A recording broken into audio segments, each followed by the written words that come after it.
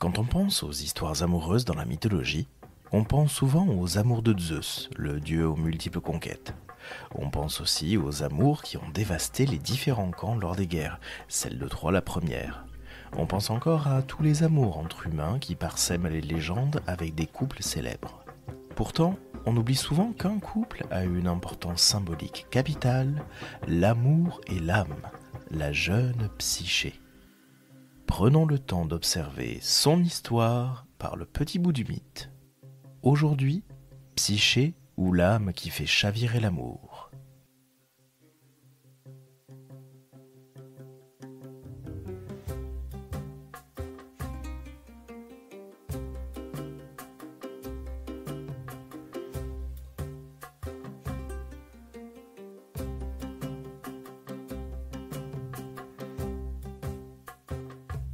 Nous avons déjà parlé d'amour, l'Éros des Grecs et le Cupidon des Romains. Désormais, c'est sur un être complémentaire que je veux m'arrêter. Et nous ne parcourrons qu'un seul ouvrage, l'Andore ou les Métamorphoses de l'auteur romain Apulée. En effet, c'est le seul auteur qui ait parlé de Psyché, une jeune fille dont le nom signifie l'âme, l'esprit ou le souffle. Dans l'Andore, on suit les aventures de Lucius, un aristocrate qui se voit transformé par accident en âne. Et l'histoire d'Amour et Psyché est un récit dans le récit, une mise en abîme d'une histoire racontée dans une histoire, elle-même racontée par le narrateur. Et cette histoire se déroule dans une ville dont on ne sait rien, où un roi et une reine avaient 3 filles d'une beauté très distinguée. Apulée est un Charles Perrault avant l'heure, et il dépeint 3 filles gracieuses et charmantes, dont la dernière était si belle que la pauvreté des mots humains était inhabile à les célébrer dignement ou même à en donner idée. Je précise tout de suite que la traduction se veut proche du texte latin et que la vieille femme qui parle à la jeune femme utilise un langage, disons, peu châtié. La beauté de Psyché perturbait les habitants de la ville. Dans le texte, on nous dit « Médusés de sa splendeur non pareille, ils portaient dévotement à leur bouche l'index de la main droite courbé sur le pouce dressé pour faire le geste de l'adoration, car ils croyaient contempler Vénus en personne. » Et le bruit se propagea de ville en ville, d'île en île et de province en province, mais on délaissait Vénus. Et vous savez bien ce qui peut arriver lorsqu'une divinité n'est plus honorée, qui plus est une divinité comme Vénus. Sa vengeance est terrible. On l'a vu au fil des épisodes. Cette impertinente greffe des honneurs célestes sur un culte rendu à une mortelle enflamma violemment les esprits de la vraie Vénus. Furieuse, hors d'elle, secouant la tête, grommelant in petto, elle se tint ce discours. « Moi, Vénus, antique aïeule de la nature, origine et principe des éléments, nourricière de l'univers, on m'obligerait à faire pot commun avec une mortelle des honneurs dus à ma majesté? Mon nom célébré au ciel serait profané par la souillure de la terre. Quand on m'offrira les expiations, je ne saurai bientôt pas si c'est à moi ou à ma doublure. Et je devrais supporter qu'une future morte promène mon portrait partout? En vain Paris, par une juste sentence approuvée du grand Jupiter, m'aura préféré pour ma grâce unique à 2 si hautes déesses. Ah, mais cette n'importe quoi ne va pas s'amuser longtemps à usurper mes dignités. Je m'en vais la faire se repentir de m'avoir volé ma beauté. » Et de suite, elle appela son garçon, les cervelets volants, le garnement polissonnant sans souci des bonnes mœurs, le galopin qui court la nuit bardé de flèches et de brandons pour aller chez les autres semer la zizanie dans leur ménage, le glapia aux 1000 scandales impunis, le bon à rien qui vaille, et quoique déjà bien effrontée et mauvais sujet, elle l'excite encore avec des discours, l'amène à la ville, lui fait voir Psyché, c'était le nom de la fille, bien en face, lui raconte toute l'histoire de leur concurrence de beauté, gémit, gronde et l'adjure. Je t'en supplie, par l'amour maternel qui nous lie, par les douces blessures de tes flèches, par les brûlures délicieuses de tes flammes, venge ta mère, venge-moi à fond, châtie sans pitié ces appas insolents. Et pour ça, arrange-toi simplement, ça vaudra toutes les punitions, pour que cette pucelle s'amourache à la folie du dernier des hommes.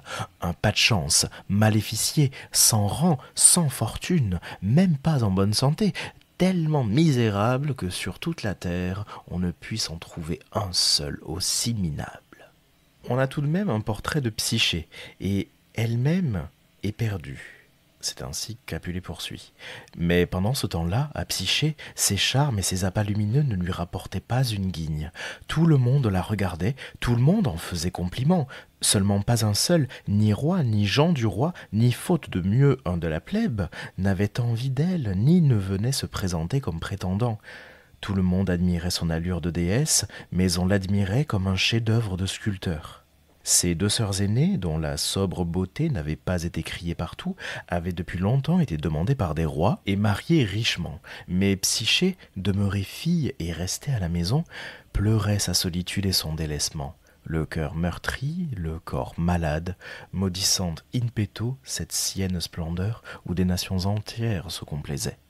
C'est ainsi que le très misérable père de sa très infortunée fille, subodorant une malédiction céleste et redoutant la colère d'en haut, s'en alla enquérir auprès du très antique oracle d'Apollon de Milet pour obtenir à force de prières et de sacrifices, pour que sa très haute puissance procurât à la Vierge veuve de Soupirant un époux et des noces.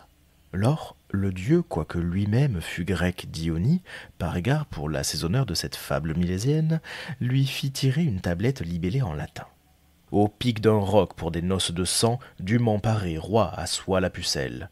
Pour gendre au rat, vipereau malfaisant, monstre cruel de tigeonnant mortel, volant aux cieux, harcelant chaque humain, à fer à feu, n'en épargnant pas un, peur du grand foudre et des dieux qui le craignent, terreur du Styx et frayeur des géhennes.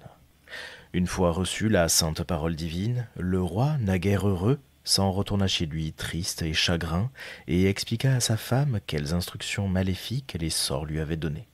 Et plus que la seule famille royale, toute la ville gémissait. Et alors que Psyché se lamente, Apulée continue. On alla sur un roc abrupt, on plaça la fille au plus haut point du pic qui s'y dressait, tous la laissèrent là, abandonnant sur place les torches nuptiales dont s'était éclairée leur marche et que leurs larmes avaient éteintes. Chacun, tête basse, rentra dans sa maison. Cependant, les infortunés parents, accablés de malheur, s'enfermaient chez eux, se cachaient dans les ténèbres et faisaient vœu de nuit éternelle. Mais, tandis que Psyché tremblait et peurait d'épouvante en haut de son rocher, la douce haleine du caressant zéphyr fit mollement frémir, çà et là, les pans de sa robe, gonfla leurs plis, et de son souffle tranquille insensiblement la souleva, lui fit descendre un par un, sans secousse, du haut jusques en bas, les escarpements du piton, et, une fois arrivée, la déposa confortablement dans la vallée, couchée au creux d'une pelouse fleurie. Bien douillettement allongée dans un frais herbage, sur un coussin de gazon humide de rosée, Psyché, remise de son grand choc, s'endormit paisiblement. Une fois ses forces convenablement réparées par le sommeil, elle s'éveilla, apaisée et dispose. Elle vit une haute et vaste futaie d'arbres touffus. Elle vit une source dont les eaux coulaient transparentes comme le cristal. Près du point d'où affleurait la source, au milieu d'une clairière, se dressait, bâti non de main d'homme, mais par opération divine, un palais de roi. Dès qu'on était dans l'entrée, on comprenait qu'on avait sous les yeux la lumineuse et luxueuse garçonnière d'un dieu. Des piliers d'or soutenaient des plafonds à caissons soigneusement incrustés d'ivoire et de thuya. Tous les murs étaient plaqués d'argent ciselé en relief de bêtes, genre de bêtes de cirque et autres, qui couraient à la figure du visiteur. Sûr que c'était un type merveilleux, un demi-dieu, un dieu même, à savoir celui qui avait eu assez de métier et tellement la main fine pour transformer toute cette argenterie en ménagerie. Même le carrelage était minutieusement mosaïqué de pierres précieuses et divisé en tableaux peints qui montraient des variétés de figures. Psyché est tout autant émerveillée par la beauté du lieu que la narratrice elle-même. Elle est même accompagnée de quelques servantes, mais des servantes sans corps. Elles ne sont que des voix, bien qu'elles soient capables d'aider Psyché. Et Psyché se sustente avec des mets tout à fait divins, des vins pareils à du nectar ou des plateaux particulièrement garnis de mets variés. Après un festin très copieux, une autre voix entre dans la pièce pour chanter, et une autre voix arrive pour jouer de la cithare. On est vraiment dans un lieu absolument magique. Et la première nuit arrive. Une fois qu'elle eut fini ses friandises, et voyant que le soir tombait, Psyché se mit au lit, et comme la nuit s'avançait, elle eut l'oreille effleurée par le bruit d'un frôlement. Effrayée d'être tout seule, elle prit peur pour sa virginité, s'épouvanta, et, plus que de n'importe quelle catastrophe, s'affola de son ignorance. Mais son mari sans nom était déjà arrivé, grimpa dans le lit, fit de Psyché sa femme, et se dépêcha de partir avant le lever du jour. Immédiatement, les voix, qui étaient restées de garde près de la chambre, soignèrent la nouvelle mariée. Et Psyché profite bien des avantages de ce château. De leur côté, les parents vieillissent ensemble dans le chagrin et portent le deuil. Plusieurs nuits passent et Cupidon, toujours caché, avertit Psyché des mauvaises intentions de ses sœurs. Une nuit, son mari, parce qu'à part les yeux, pour les mains et les oreilles, Psyché gardait ses droits intacts, lui dit comme ça. Psyché, ma bien douce et chère épouse, la très cruelle fortune te menace d'un danger mortel, alors je te conseille de prendre sérieusement tes précautions, parce que tes sœurs pensent que tu es morte. Elles sont toutes retournées et suivent ta piste. Elles vont bientôt arriver à ton rocher, et si par hasard tu les entends qui pleurent, surtout ne réponds pas et ne regarde même pas. Sans quoi tu me feras énormément de peine, et pour toi, ça déclenchera une catastrophe épouvantable. Et toute cette histoire rend Psyché particulièrement triste. Elle passe sa journée à pleurer. Et le soir suivant, elle en vient à supplier son époux de la laisser voir ses sœurs, afin de les consoler et de passer un message à ses parents. Psyché porte de riches bijoux offerts par Cupidon lui-même. Et les sœurs ont droit aussi au vol par le zéphyr, c'est-à-dire ce vent doux qui vient de l'ouest. Et les deux sœurs de Psyché s'envolent elles aussi grâce au zéphyr. Elles viennent voir Psyché plusieurs fois afin de la persuader qu'il s'agit d'un monstre. Quel mari, en effet, refuserait de se montrer à son épouse? Mais Apulée montre bien que c'est la jalousie qui anime ces deux sœurs. Ainsi, il nous dit même « La jalousie germa en elles et leur dévora l'intérieur des entrailles. » La jalousie est particulièrement violente, on se croirait avec les sœurs de Cendrillon. Et à chacun de leurs passages, Psyché commence à douter de son époux. Et pourtant, Psyché elle-même est enceinte. C'est le dieu qui lui annonce. Voici ce qu'il dit, avec un discours tout de même assez virulent envers les deux sœurs, ce qui peut se comprendre. Tu ne vois donc pas le grand danger qui te menace, la fortune te harcèle de loin. Si tu ne tiens pas ta garde bien ferme, elle va très bientôt s'approcher pour le corps à corps. Des garces perfides te préparent à grands efforts un piège pernicieux pour te persuader, c'est l'objectif, d'essayer de regarder ma figure, que si tu la vois, je te l'ai déjà annoncé, tu ne la verras plus.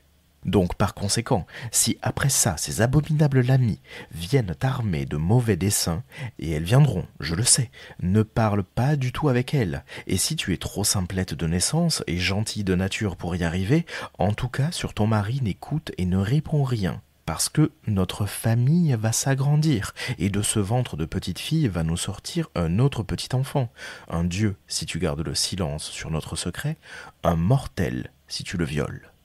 L'annonce faite à Psyché l'épanouit de bonheur. Elle battait des mains à l'idée consolante d'engendrer un dieu. Elle faisait de grands gestes, glorieuse de porter le gage de leur amour. Elle était toute joyeuse d'être appelée mère et d'en avoir le rang. Les sœurs sont tout à fait déchaînées, et elles ressemblent à des sauvages. À tel point que Psyché, qui est tout à fait candide, en arrive à oublier les mensonges qu'elle leur avait dits, en tout cas des mensonges qui permettaient d'arranger la vérité. Et les sœurs lui mettent le doute. Et voici ce que disent les sœurs.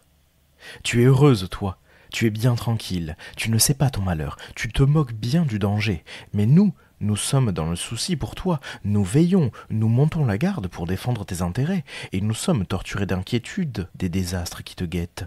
Figure-toi qu'on nous a dit de sources sûres, et nous ne pouvons pas te le cacher puisque nous sommes avec toi dans toutes tes épreuves et tes peines, que celui qui couche avec toi la nuit sans se faire voir, c'est une couleuvre gigantesque, un serpent aux entrelacs monstrueux dont la gueule s'ouvre en un énorme bâillement et dont la gorge crache un venin ensanglanté et mortel. Rappelle-toi maintenant la tablette de la Pythie qui a prophétisé que tu étais promise aux noces d'une bête sauvage.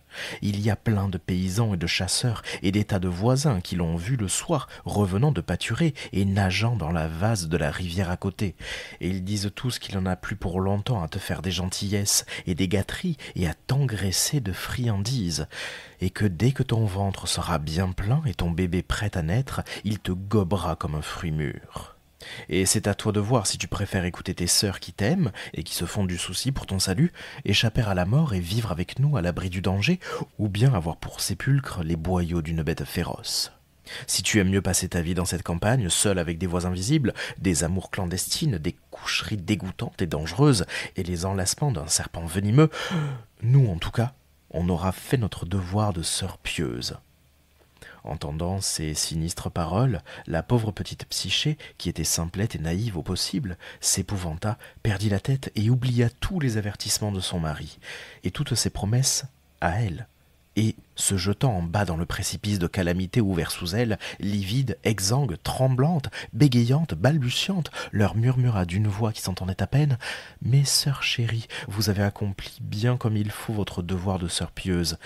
Et je ne crois pas que ceux qui vous ont dit ça ont inventé des mensonges, parce que c'est vrai que je n'ai jamais vu la figure de mon époux, que je ne sais pas d'où il est, qu'il vient seulement la nuit, que j'entends à peine sa voix, que je me donne à un mari dont je ne sais pas la condition, qu'il a très peur de la lumière, et je suis bien d'accord avec vous, vous avez raison de dire que ça doit être une bête, parce qu'il met tous ses soins à me faire peur de sa vue, et il me menace d'un grand malheur si j'ai la curiosité de regarder sa figure. » Et les sœurs lui donnent une technique pour se débarrasser de ce mari, un rasoir qu'elle devrait utiliser pour lui couper la gorge, et une lampe pour lui permettre de voir qui il est. Et Psyché s'exécute, et voici comment l'histoire se poursuit. Mais sitôt le secret du lit éclairé par la lumière relevée, elle vit le plus aimable des fauves, la plus douce des bêtes féroces, le fameux Cupidon lui-même, le dieu joli bellement allongé, à l'apparition duquel même la lumière de la lampe, égayée, brilla plus claire. Cependant que le rasoir prit honte de sa pointe sacrilège, et qu'elle-même, atterrée par ce qu'elle voyait, l'esprit égaré, livide, décomposé, défaite, tremblante, s'affaissa sur ses jarrets et chercha maladroitement à enfouir le fer en se l'enfonçant dans sa propre poitrine, ce qu'elle eût infailliblement accompli si le fer, effrayé d'un tel forfait, ne lui avait échappé des mains pour tomber par terre. Cependant, épuisée, défaillante à mesure qu'elle contemplait plus longuement la beauté du visage divin, elle se sentait renaître. C'était, sur une tête d'or, une chevelure touffue saturée d'ambroisie, un élégant fouillis de bouclettes errant parmi un coup de lait et des joues purpurines, ondulant sur la face, ondoyant sur sa nuque et fulgurant d'éclairs aux rayons si splendides qu'ils en faisaient vaciller la lumière même de la lampe. Aux épaules du dieu ailé palpitait l'éclatante blancheur de plumes pareilles à des fleurs baignées de rosée, et quoique les ailes fussent au repos, à leur extrême bord, un petit duvet tendrelet et délicat, jamais immobile, frémissait et frissonnait folâtrement. Le reste du corps, blanc, lisse, lumineux, était tel qu'il ne put faire honte à Vénus de l'avoir engendré, et devant les pieds du lit étaient posés l'arc, le carquois et les flèches, bienfaisantes armes du grand dieu. Durant que Psyché, qui, étant fort curieuse, considérait insatiablement toute chose, tripotait admirativement les armes de son mari. Elle ôta une flèche du carquois, voulut en éprouver le bout de la pointe en la piquant sur son pouce, appuya plus fort et, comme son poignet tremblait encore, piqua assez profondément pour que perlent à la surface de la peau de minuscules gouttelettes de sang vermeil. Et c'est ainsi que Psyché, d'elle-même et sans y penser, se rendit amoureuse de l'amour. Laure, de plus en plus fort enivrée de désir pour le dieu du désir, penchée sur lui, haletante, elle lui appliqua une grêle de gros baisers lascifs et goulus, en toute hâte, de crainte d'abréger son sommeil. Mais comme, ivre de bonheur, elle défaillait et cherchait son souffle, la lampe fatale, soit pire des perfidies, soit jalouse maléfique, soit encore qu'elle arda de toucher, elle aussi, un si beau corps, et comme l'embrasser, laissa tomber du haut de son bec une goutte d'huile bouillante sur l'épaule droite du dieu. Ainsi brûlé, le dieu sauta en l'air, vit sa confiance abjectement trahie, et sans un mot s'envola bien loin des baisers et des bras de son épouse éperdue. Et Cupidon, de bien loin, lance ceci à Psyché. « Psyché trop candide, moi aussi j'ai désobéi aux ordres. Ma mère Vénus m'avait commandé de t'enchaîner de désir pour le dernier des mortels, le plus misérable, et de te livrer au plus ignominieux des hymens. J'ai préféré devenir moi-même amoureux et voler vers toi. Je sais que j'ai agi à la légère en me frappant moi-même de ma propre flèche, moi, le si illustre archer, et en faisant de toi ma femme, alors qu'il a fallu que tu me prennes pour une bête sauvage, et empoignes un fer pour trancher ma tête. Où sont ces yeux-là qui t'aiment et sont à toi? Je t'avais pourtant bien prévenu de ce qui allait se passer, je t'ai assez averti bien gentiment.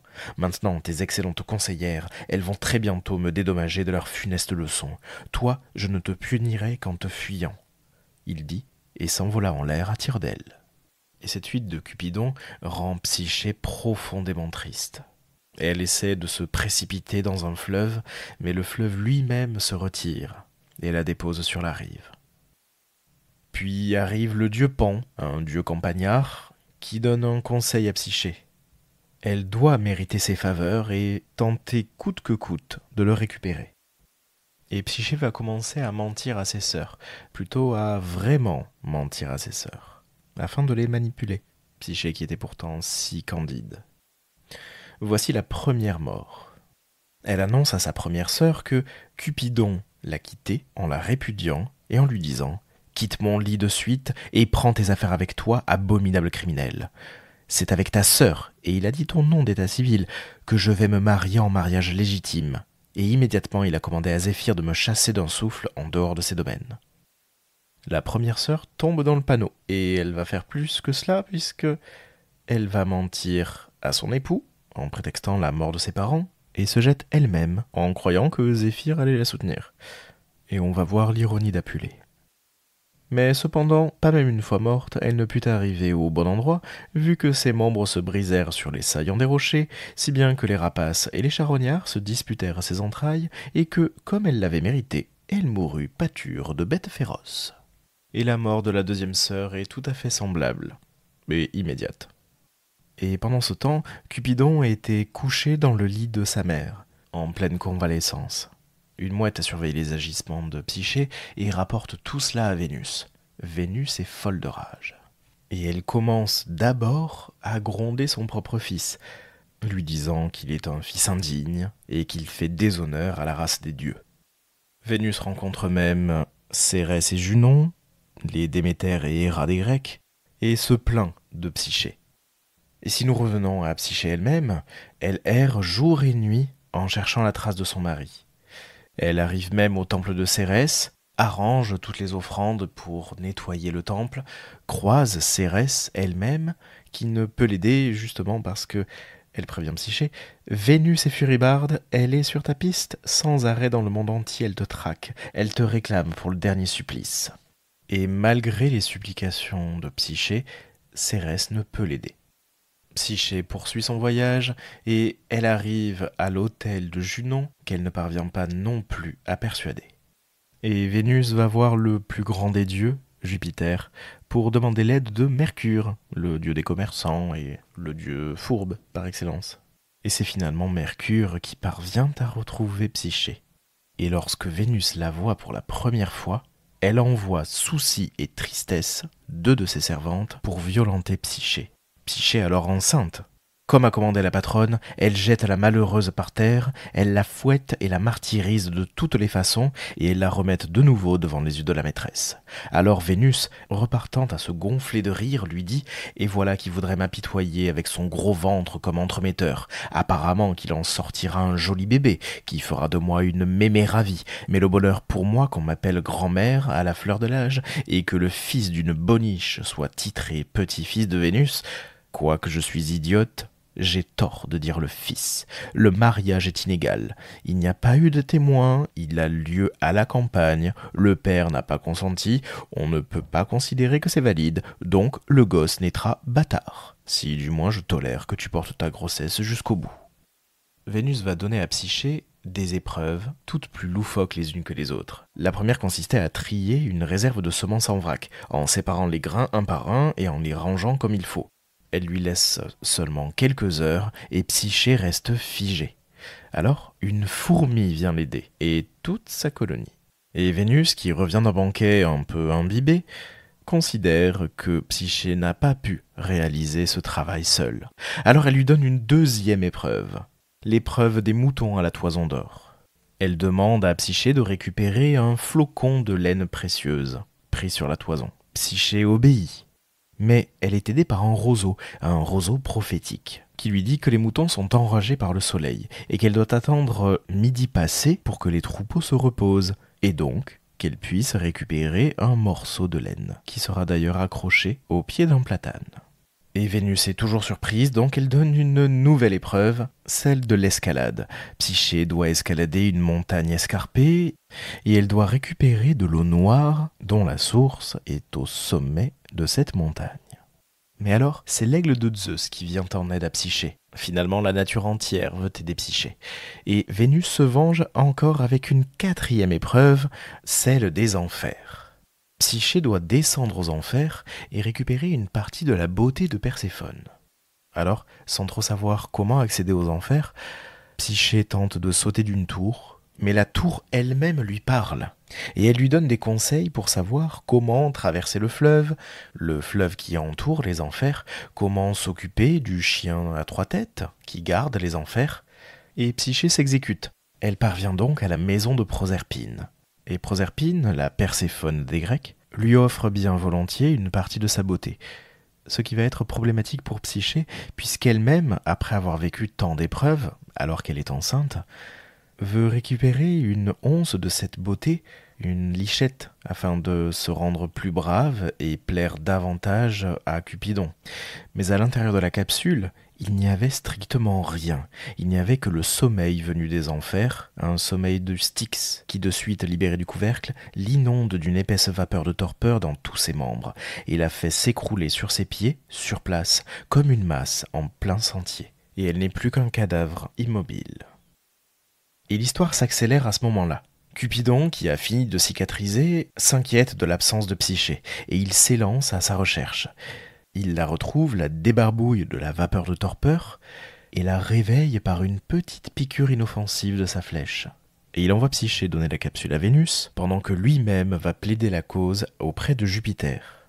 Et Jupiter en vient à convoquer l'assemblée des dieux. Il les convoque tous, et voici l'histoire. Aussitôt, il commande à Mercure de convoquer illico tous les dieux en assemblée et que, s'il y en a un qui ne vient pas au ciel pour le rendez-vous, il aura à payer pour sa peine une amende de 10 000 sesterces. De suite, par peur de l'amende, le théâtre du ciel est plein et le grand Jupiter, siégeant tout en haut de son trône, ouvre la séance comme ça. Dieux sénateurs dont les noms sont inscrits dans le registre des muses, vous savez tous par le fait que cet adolescent je l'ai nourri de mes propres mains. J'ai pensé qu'il fallait trouver un frein pour contenir les chaleurs impétueuses de sa prime jeunesse. J'en ai assez d'entendre tous les jours clabauder sur lui des histoires de coquillage et de coucheries en tout genre. Pour en finir avec ce dévergondage juvénile, il faut supprimer les occasions.